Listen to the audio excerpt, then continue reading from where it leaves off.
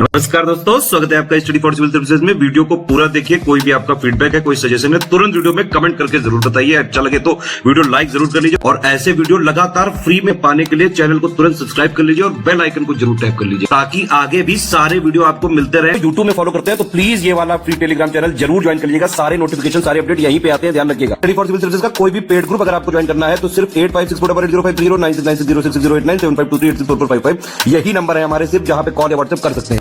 Instagram पे हमारा page जरूर फॉलो कर लीजिएगा, studyforcivil.services है। ट्विटर पे हमको जरूर फॉलो कर लीजिएगा, @studyforcivils है। सारे क्वेश्चन अटेम्प्ट करिए और स्कोर अपना तुरंत कमेंट करके बताइए। दोस्तों नमस्कार, स्टडी फॉर सिविल सर्विसेज में आप सभी का स्वागत है। यूपीपीसीएस प्रीलिम्स एग्जामिनेशन 2025 की पेड क्विज हम लोग देख रहे हैं। कई सारे वीडियोस हमने कवर किए हुए हैं। अगर आपने नहीं देखे हैं तो प्लीज़ उसको एक बार देखिए। आपके लिए काफ़ी एक्सपेक्टेड क्वेश्चन हैं एग्जामिनेशन में जो देखने को मिलेंगे। आज का वीडियो स्टार्ट करते हैं आज के फर्स्ट क्वेश्चन के साथ। हमसे पूछा गया प्रतिवर्ष विश्व मानक दिवस किसी भी चीज़ का, जैसे इंटरनेशनल एक स्टैंडर्ड है ना, आप लोग कई बार सुनते होंगे, तो उसी चीज़ को एक तरीके से रिकॉग्नाइज करने के लिए स्टैंडर्ड्स डे मनाया जाता है विश्व में प्रतिवर्ष। कब? ऑप्शन बी 14 अक्टूबर को। हाल ही में केंद्र सरकार ने सार्वजनिक क्षेत्र के उद्यम हिंदुस्तान एरोनॉटिक्स लिमिटेड को इसमें से किस नंबर के महारत्न कंपनी के रूप में मंजूरी दी है? ठीक है, तो पीएसयूज की जो लिस्ट होती है ना, महारत्ना, नवरत्ना, मिनी रत्ना, है ना, इन सब की प्लीज लिस्टिंग देखें और नंबर ऑफ कंपनीज उसमें कितनी है। तो मोस्टली नंबर ऑफ कंपनी कितनी है या फिर जो रिसेंट एडिशन होते हैं उसको पूछते हैं। ठीक है, तो ये इसको जोड़ा गया था 14th, है ना, महारत्ना के रूप में। 2024 का नोबेल प्राइज इकोनॉमिक्स के लिए, ठीक है, किसको दिया गया? तो 3 नाम आपको जो यहाँ पे दिख रहे हैं, तीनों को ही सामूहिक रूप से प्रदान किया गया है। ठीक है, और ये ध्यान रख सकते हैं आप कि किस चीज़ के लिए रिकॉग्निशन किया गया। तो ये था कि how institutions affect economic development कह सकते हैं। ठीक है, तो ये सब्जेक्ट मैटर था। For that Darren, Simon, James, ये 3 लोग जो हैं इनको ये दिया गया। ये एक इम्पॉर्टेंट इवेंट है, ISSF junior world cup, international shooting sports federation का जो ये वर्ल्ड कप है 2025 के लिए चुना गया। भारत को सितंबर एंड और अक्टूबर के स्टार्टिंग के दिनों में आयोजित होगा ये। ठीक है, न्यू दिल्ली में। Option B. World student day हर साल 15 अक्टूबर को किसके जन्म दिवस के अवसर पर मनाया जाता है? हमारे former president doctor APJ Abdul Kalam, इनके जन्म दिवस पे ये स्टूडेंट डे मनाते हैं। ये जो है अपने जीवन काल में देखेंगे तो एजुकेशन और यूथ एम्पावरमेंट के प्रति काफ़ी जो है समर्पित रहे। इस चीज़ को रिकॉग्नाइज करना है। अक्टूबर में एक रिपोर्ट सॉवरेन वेल्थ फंड, है ना, की आई थी। उसके अनुसार दुनिया का सबसे अमीर शहर किसको जो है घोषित किया गया। तो लगभग 1.7 ट्रिलियन $US के एसेट्स के साथ अबू धाबी जो है ये फर्स्ट नंबर पे है। 14 अक्टूबर 2024 को किस स्पेस एजेंसी ने बृहस्पति ग्रह के चंद्रमा यूरोपा, इसको भी ध्यान रखेंगे कि उसके जैसे नेचुरल सैटेलाइट अर्थ का क्या है, मून, वैसे हमारा ये यूरोपा है किसका, जुपिटर का। तो इस पर लाइव की अवेलेबिलिटी को पता करने के लिए यूरोपा क्लिपर मिशन लॉन्च किया था नासा ने, जो USA की स्पेस एजेंसी है। हाल ही में केंद्र शासित प्रदेश जम्मू कश्मीर के पहले मुख्यमंत्री के रूप में किसने शपथ ली? देखिए 5 अगस्त 2019 को, है ना, बिल पेश किया गया था पार्लियामेंट में और बाइफरकेट किया गया था जम्मू कश्मीर स्टेट को 2 यूनियन टेरिटरी में, जम्मू कश्मीर और लद्दाख। ठीक, तो तब से प्रेसिडेंट रूल चल रहा था क्योंकि ये यूनियन टेरिटरी बन गए थे। उसके बाद जो है फ्रेश इलेक्शंस हुए 2024 में।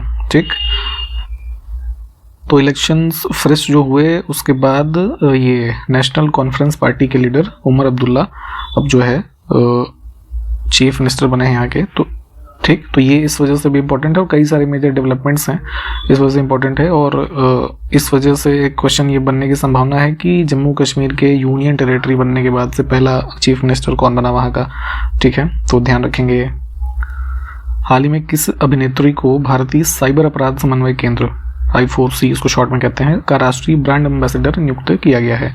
तो जो है साइबर सेफ्टी को प्रमोट करने के लिए पूरे भारत में ये अपॉइंट किया गया था इनको, रश्मिका मंदाना को। Option C। Right to food for a better life and future ये थीम है वर्ल्ड फूड डे 2024 का। तो ये कब मनाया गया? 16 अक्टूबर, ऑप्शन डी। ठीक। उत्तर प्रदेश के वन विभाग के द्वारा जारी नवीनतम 2024 ग्रीष्मकालीन जनगणना के आंकड़ों के अनुसार सारस, देखिए जो स्टेट का हमारा ये बर्ड भी है, ठीक है, तो इस वजह से इंपॉर्टेंट है ये। तो इसकी आबादी राज्य में बढ़कर के कितनी हो गई है? तो प्रीवियस सेंसस जो कंडक्ट हुआ उससे 396 है ना, इनकी जीवों की संख्या बढ़ी है और अब टोटल नंबर हो गया है 19,918। ठीक। कुछ भारतीय अर्थशास्त्रियों ने ब्रिटिश शासन के दौरान भारत की राष्ट्रीय आय को मापने का प्रयास किया, जिसमें सबसे पहले रहे दादा भाई नौरोजी। ये हमने पहले भी डिस्कस किया है। तो विकल्पों में कुछ नाम है, उनमें से कौन उन अर्थशास्त्रियों में नहीं है जिसने राष्ट्रीय आय को मापने का प्रयास किया? तो देखिए पॉपुलर जो नेम्स हैं, पहले हम ऑप्शन एक बार देखते हैं। तो इसमें नौरोजी जी हो गए, VKRV Rao, RC Desai, PC Mahalanobis short हो जाएंगे इसमें। इसके अलावा जैसे विलियम डिग्बी, इनका नाम इंपॉर्टेंट है ना, फिंडले शिराज करके थे। तो ये सब ब्रिटिश टाइम में इंडियन नेशनल इनकम को कंप्यूट करने वाले कह सकते हैं लोग थे। PC महालनोबिस फेमस जो है सांख्यिकी किससे संबंधित हैं, पोस्ट इंडिपेंडेंस इनके अचीवमेंट्स हैं, इसके बारे में भी अलग से पढ़िएगा। दुनिया के सबसे बड़े रामायण मंदिर के निर्माण जो है इनमें से किस राज्यों में किया जा रहा है? बिहार के ईस्ट चंपारण में ये मंदिर बनाया जा रहा है जिसका नाम है विराट रामायण मंदिर। ठीक। 2025 के एंड तक एक्सपेक्टेड है कंस्ट्रक्शन कंप्लीट किया जा सकता है। निम्नलिखित पुस्तकों में से उसके राइटर के साथ उसका युग्म है कौन सा सुमेलित नहीं है? ये बहुत ध्यान से देखा कीजिए, सही पूछा गया है या गलत पूछा गया है। ठीक। चैतन्य मंगल, ऑप्शन डी में जो है लिखा है, ये इसके राइटर थे लोचन दास। कृष्ण के ऊपर है ना संकलन है। ये मध्यकाल की प्रमुख पुस्तकें हैं जो अक्सर यूपीपीसीएस आयोग पूछता है। तो प्लीज सभी ऑप्शंस को देखिए। फिर से कुछ युग्म है ऑर्गेनाइजेशंस और फाउंडर, तो कौन सा युग्म सुमेलित नहीं है? परमहंस मंडली जो है दादोबा पांडुरंग, दुर्गाराम मेहता जी थे और कुछ अन्य लोग, इनके द्वारा फाउंडेड था ये। कुछ प्रमुख प्राचीन पुस्तकें, उसके बारे में कौन सा युग्म सुमेलित नहीं है? ऑप्शन बी सौंदरानंद जो है ये अश्वघोष थे इसका राइटर। ये अन्य 3 विकल्प ठीक हैं, है ना। इस क्वेश्चन में भी इसके पहले जो हमने देखा, इन सब को प्लीज ऑप्शंस को भी देखिए जो अन्य हैं। 1921 नरेंद्र मंडल या फिर जिसको चैम्बर ऑफ प्रिंसेस कहा जाता है, किसके द्वारा आरंभ किया गया था? देखिए कॉन्स्टिट्यूशनल रिफॉर्म्स या जो डिमांड्स थी लोगों की कॉलोनियल पीरियड में, तो उसके लिए कई तरह के डेवलपमेंट्स हुए। उसी में से जो हमारे प्रिंसली स्टेट्स थे इंडिया में, है ना, तो उनकी जो डिमांड्स थी कॉलोनियल रूल से, है ना, या कुछ रिफॉर्म्स के लिए सजेशन, उसके लिए चैम्बर ऑफ प्रिंसेस इस्टेब्लिश किया गया था। रॉयल डिक्री दी गई थी किंग जॉर्ज 5 के द्वारा। ठीक है। तो उसके माध्यम से ये चैम्बर ऑफ प्रिंसेस, जिसको नरेंद्र मंडल भी कहा जाता है, ये इस्टेब्लिश किया गया। और यहाँ पे जो कह सकते हैं कि इंडियन रीजन में, है ना, स्टार्ट करने से संबद्ध रहे, तो ड्यूक ऑफ कैनॉट, है ना, प्रिंस आर्थर नाम था इनका। ऑप्शन सी करेक्ट हो जाएगा। एक क्वेश्चन ये पूछा जाता है कि जो ये चैम्बर ऑफ प्रिंसेस बना, तो उसके फर्स्ट चांसलर इंडिया में कौन थे? तो राजस्थान रीजन में बीकानेर के रूलर थे महाराजा गंगा सिंह, है ना, तो इनका नाम भी ध्यान रखेंगे। निम्नलिखित में से कौन सा एक 1857 के विद्रोह का स्थान, विद्रोह का आरंभ तिथि, है ना, सही सुमेलित नहीं है? ठीक। तो देखिए जो हमारा 1857 की क्रांति थी, है ना, ये बहरामपुर, जिसको बैरकपुर कहते हैं, वहां से स्टार्ट हुआ। मंगल पांडे वाला जो ये इवेंट है इसको प्लीज देखिएगा। ठीक। तो ये डेट थी हमारी 29 मार्च, है ना, ऑप्शन डी में जो लिखा है। ठीक। उत्तर प्रदेश में अपने झांसी में, है ना, जो रिबेलियन से संबंधित तिथियां हैं वो जून, है ना, के आसपास, इसमें मई लिखा है, ये गलत है। अन्य 2 ऑप्शंस भी जो है ना, ये भी ठीक है। 1857 के विद्रोह का केंद्र इसमें से कौन सा शहर नहीं था, है ना? तो मेन सेंटर्स जैसे अभी हमने ऊपर देखे, है ना, उत्तर प्रदेश के रीजन की बात करें, दिल्ली हो गया, है ना, इसमें अयोध्या ऑड हो जाएगा, है ना, अयोध्या नहीं, मतलब लखनऊ जैसे था ना, हजरत महल वगैरह जो पढ़ते हैं आप। नेक्स्ट है श्रीरंगपट्टा, जिसको आगे चल करके श्रीरंगपट्टनम या अन्य कई नामों से, है ना, जाना गया। तो ऐतिहासिक शहर है जिसमें टीपू सुल्तान और उसके पिता हैदर अली की कब्रों का घर माना जाता है, यानी इनकी कब्रें यहाँ पे संबंधित हैं। तो किस शहर से लगभग 15 किलोमीटर की दूरी पर स्थित है? तो वर्तमान ये जो कर्नाटका है ना, तो मैसूर इसमें ऑप्शन हो जाएगा हमारा करेक्ट। 12वीं शताब्दी की शुरुआत में दिल्ली पर किसका शासन था? तो 8वीं से 12वीं शताब्दी के मध्य तोमर डायनेस्टी ने रूल किया था, और फिर जो है आप देखते हैं दिल्ली सल्तनत और ये जो हिस्ट्री पर मतलब मुस्लिम रूलर्स की हुई। ठीक, तो ऑप्शन फर्स्ट दिल्लिका नामक शहर की स्थापना कह सकते हैं इनके शासन के साथ हुई, जो आज की डेट में दिल्ली के रूप में जाना जाता है। ब्रिटिश शासनकाल में बक्सर की लड़ाई काफ़ी फेमस है, इसके बारे में अलग से पढ़िएगा। ठीक, तो इसके बाद ईस्ट इंडिया कंपनी को क्या हुआ था कि दीवानी राइट्स मिले थे बंगाल, इधर बिहार उड़ीसा के क्षेत्रों के। ठीक, तो इसी के एक्सचेंज में है ना, मुगल सम्राट जो उसमें ये शाह आलम थे, तो इनको हर साल कितने रुपए के भुगतान की सहमति प्राप्त हुई? तो 26 लाख रुपए। ठीक, जो भी इवेंट्स हम देखिए यहाँ पे क्वेश्चंस देखते हैं, तो उससे संबंधित जो भी फैक्ट है आप प्लीज साथ के साथ पढ़ते चला करिए, उससे ये चीज़ें याद होंगी, है ना। हमारे पास इस वीडियो में टाइम उतना होता नहीं है एक्सप्लेन करने के लिए, जो बहुत इंपॉर्टेंट चीज़ें होती है वो तो बिल्कुल बताई जाती हैं। ठीक, तो इसमें आपकी रिस्पॉन्सिबिलिटी बनती है कि अगर आप इस वीडियो को देख रहे हैं तो आप इन चीज़ों को रिवाइज करते चलेंगे, तो आपके लिए ये फायदेमंद साबित होगा। एक अन्य संस्थान important, servants of India society, इसकी स्थापना 1905 में हुई, किसके द्वारा? ठीक, तो ये जो है महाराष्ट्र में गोपाल कृष्ण गोखले, है ना, इन्होंने स्थापित की थी, ऑप्शन सी। निम्नलिखित में से कौन अवध के कृषक आंदोलन का नेता था? है ना, अवध किसान सभा पीजेंट्स के लिए अवध रीजन में स्थापित हुई बाबा रामचंद्र के द्वारा। तो यही लीडर थे 1920 में, है ना, इसकी स्थापना हुई, इसको भी ध्यान रखेंगे। कुछ संतों के नाम लिखे हैं, दादू दयाल, गुरु नानक, त्यागराज। ठीक, अब इनके बारे में प्रश्न है कि जब लोधी वंश का पतन हो गया और बाबर ने सत्ता संभाली, यानी कि फाउंडेशन ऑफ मुगल डायनेस्टी, ठीक, 1526 फर्स्ट बैटल ऑफ पानीपत के बाद। ठीक, तो उपर्युक्त में से कौन इन संतों में से उपदेश दे रहे थे? है ना, तो कुल मिला के समकालीन पूछा गया कौन था बाबर का। ठीक है, तो गुरु नानक जो है ना, ये इनके समकालीन होंगे। दादू दयाल जो है ये इनका जन्म हुआ है करीब 1550 के आसपास। त्यागराज जो है ये करीब 1700 के आसपास के हैं। ठीक, तो ऑब्वियस सी बात है इसमें केवल 2 सही होगा। ठीक, 1469 में गुरु नानक जी का जन्म है। ठीक है, तो उस काल तक यही थे प्रमुख शिक्षा देने वाले एक गुरु के रूप में। निम्नलिखित ऐतिहासिक स्थानों पर विचार करना है और ये बताना है कि कौन सी जगह भित्ति चित्र यानी कि जो हमारे मुराल पेंटिंग्स होते हैं उसके लिए जानी जाती है। तो पेंटिंग के लिए सांची स्तूप तो है नहीं, तो यही ऑड हो गया। तो 3 देखिए कहाँ पे नहीं है। ठीक है, अजंता की गुफाएं काफ़ी पॉपुलर है। ठीक है, तो ये होगा ही। लेपाक्षी मंदिर जो है ये भी संबंधित है। 1 और 2 हो जाएगा। ठीक, सांची स्तूप जो हमारा है बुद्धिस्ट मॉन्यूमेंट के लिए जाना जाता है, जो मध्य प्रदेश में है।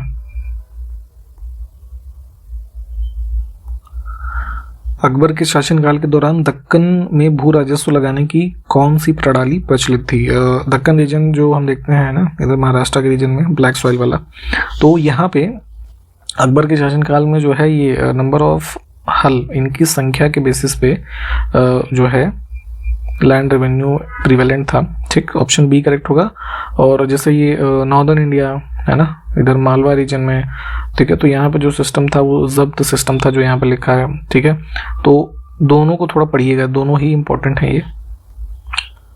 दीवान वेलू थम्पी का अंग्रेजों के खिलाफ विद्रोह भारतीय राज्य में हुआ, जिसका नाम क्या था? ठीक है, तो जो है ये त्रावणकोर रीजन जो है 1808 से 9 के बीच, है ना, ये वहाँ पे वेलू थम्पी जो है इसमें के रीजन के काइंड ऑफ प्राइम मिनिस्टर थे। और अर्ली 19th सेंचुरी में जो ये पहले व्यक्ति थे जिन्होंने ब्रिटिश ईस्ट इंडिया कंपनी के अगेंस्ट में रेबेल किया। ठीक, निम्नलिखित में से किस एक एक्ट के द्वारा बंगाल के गवर्नर जनरल को भारत के गवर्नर जनरल के रूप में अभिहित किया गया? तो ये सारे के सारे एक्ट्स जो है इंपॉर्टेंट हैं, इनको प्लीज़ पढ़िएगा। इनके जो प्रोविजंस हैं, पहले ईस्ट इंडिया कंपनी का रूल बंगाल के रीजन से मेनली एडमिनिस्ट्रेटिव रूप में शुरू होता है, फिर धीरे धीरे एक्सपैंड होता है पूरे इंडिया पे। ठीक, तो 1833 का जो चार्टर एक्ट था, तब तक आते आते जो गवर्नर जनरल बंगाल के रूप में जाना जाता था उसको भारत के गवर्नर जनरल के रूप में जाना जाने लगा। और इस सिविल और मिलिट्री अथॉरिटी पूरे ब्रिटिश टेरिटरी पे इसी कह सकते हैं गवर्नर जनरल ऑफ इंडिया को इसी एक्ट के माध्यम से दी गई। तो ये जो है इंपॉर्टेंट इसके फीचर्स रहे इस एक्ट के। बाकी और जो प्रोविजंस हैं पढ़िए। अंग्रेजों ने पंजाब को किस वर्ष में एंग्लो सिख युद्ध में सिखों को पराजित करने के बाद कब्जे में कर लिया?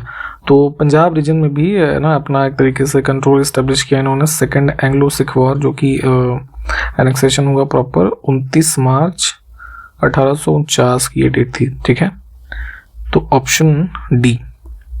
ठीक, यहाँ पे देखिए हम आपको एक इन्फॉर्मेशन दे दें, हमारे पेड ग्रुप्स में आप अगर एडमिशन लेना चाहें अभी भी आपके पास पूरा समय है, क्योंकि आपका प्रीलिम्स जो शेड्यूल्ड है 12 अक्टूबर 2025। ठीक है, तो अभी से आप बिल्कुल स्टार्टिंग से सिलेक्शन तक की तैयारी कर सकते हैं। सभी हमारे ग्रुप्स एक्टिव हैं, आप चाहें तो एडमिशन ले सकते हैं, है ना। फुल पेड ग्रुप जो फाउंडेशन बैच है मेंस की इंटीग्रेटेड तैयारी के साथ, या फिर स्टडी मटेरियल के groups, test series, paid quiz जो आप देख रहे हैं। ठीक है, अन्य डाउट एंड डिस्कशन की जो चीज़ें हैं आप उन सब की भी जानकारी ले सकते हैं। हमारे कॉन्टैक्ट नंबर दिए गए हैं इस वीडियो के डिस्क्रिप्शन बॉक्स में, या फिर वीडियो का जो इंट्रोडक्शन वाला पार्ट है वहाँ पे 3 मोबाइल नंबर आपको बताए जाएंगे, उस पर कॉल व्हाट्सएप करके आप लोग एडमिशन ले सकते हैं बहुत ही नॉमिनल फी में। भारत के किस वायसराय कार्यकाल में महान शहीद भगत सिंह, सुखदेव और राजगुरु को फांसी दी गई थी? ठीक है, तो इनकी फांसी हुई थी 23 मार्च 1931। ठीक, तो 1926 से 31 तक वायसराय था इंडिया का लॉर्ड इरविन, ऑप्शन बी। ठीक, आप जरा हमको ये क्वेश्चन का आंसर बताइए कि इन तीनों को, है ना, जो फांसी दी गई वो किस केस के लिए दी गई थी? ठीक, कमेंट बॉक्स में कमेंट करके बताइए।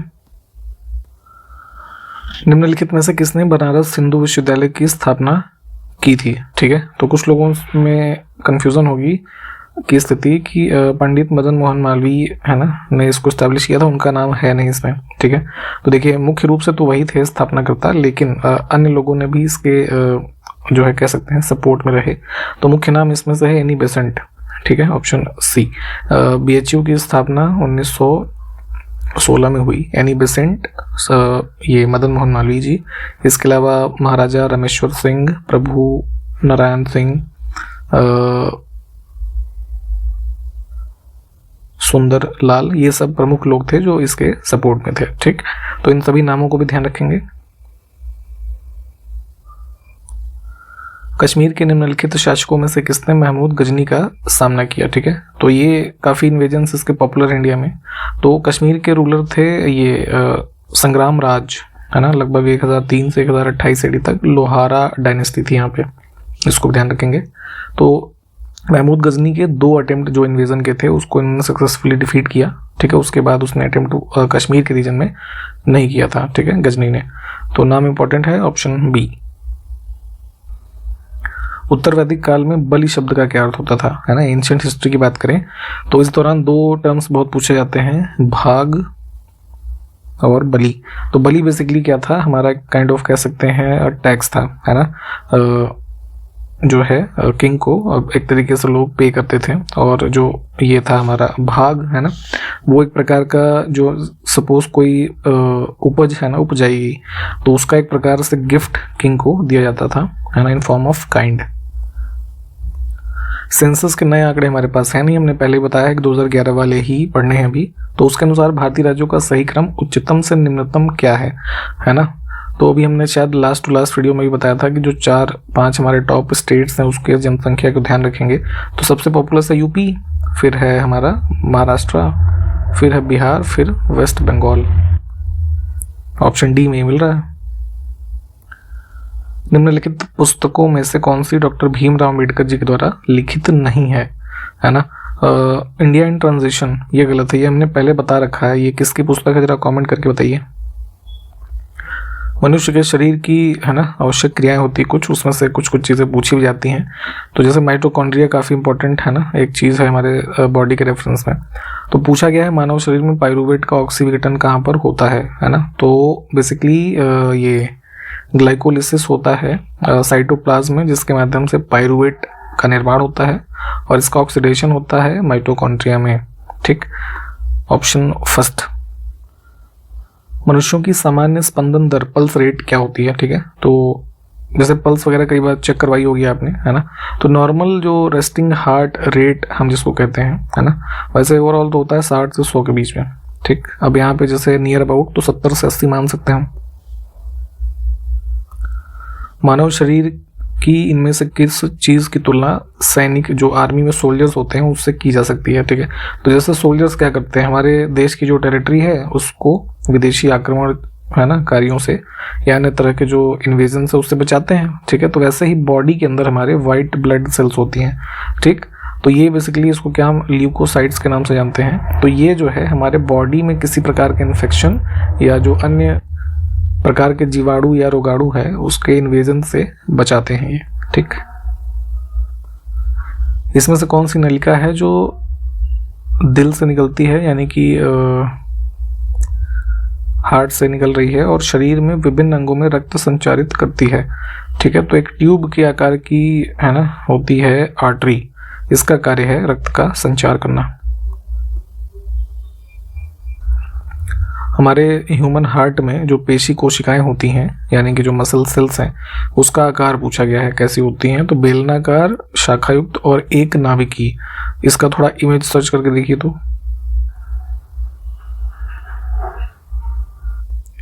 अब अभी हमने देखा था ऊपर है ना हार्ट के रेफरेंस में, तो अब अगला है कि रक्त को धमनियों से शिराओं में जिन सूक्ष्म नलिकाओं के माध्यम से प्रवाहित किया था उन्हें क्या कहते हैं। Tiny tube through which blood flows from artery to vein. Structure body का प्लीज है ना इसको पूरी तरीके से इमेज के माध्यम से देखें है ना, तो वहाँ से कई चीज़ें आपको विजुअलाइज जब होंगी तो क्लियर हो जाएगा।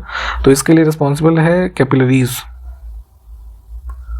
हमारे जो फेफड़े होते हैं है ना लंग्स, उसमें एल्वियोली होता है, कूपिका कहते हैं जिसको। तो इसका उद्देश्य क्या है होने का, तो ये बेसिकली क्या करता है, सरफेस एरिया जो है ना मैक्सिमाइज करता है for the purpose of gas exchange.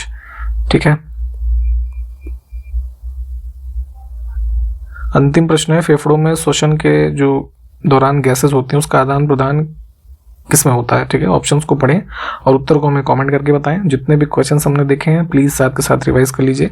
इसके जो आगे के क्वेश्चंस हैं हम उसको अगले वीडियो में कवर करेंगे। ठीक है, पेड ग्रुप्स की इन्फॉर्मेशन मैंने आपको दी है, आप चाहें तो हमारे साथ जुड़ सकते हैं। आपके पास इनफ टाइम है अभी से तैयारी करके आप अपने सिलेक्शन को सुनिश्चित कर सकते हैं। 3 मोबाइल नंबर इसी वीडियो के डिस्क्रिप्शन बॉक्स में दिए हैं, उस पर आप कॉल या व्हाट्सएप करके एडमिशन ले सकते हैं। ठीक है, तो समाप्त करते हैं आज का वीडियो, मिलते हैं नेक्स्ट में, तब तक के लिए नमस्कार, जय हिंद।